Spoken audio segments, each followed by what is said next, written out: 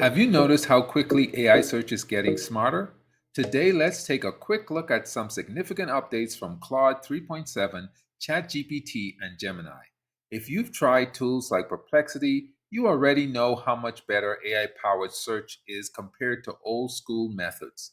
Now, even more platforms are joining the race, and that's good news for all of us. First up, Claude. The latest version introduced real time web search, and it's a big deal. You can now ask Claude a question and get up to date answers with sources.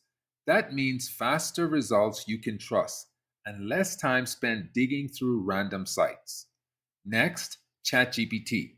It now has an integrated search so that you can pull in the latest info right inside your chat.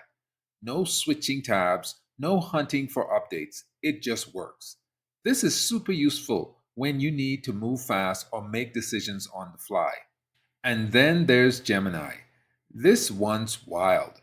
It can interpret live video feeds and give you real time help while you're doing things, like choosing the right color for your art project or troubleshooting on the go. Instead of sending you to a list of links, it gives you actual answers right when you need them.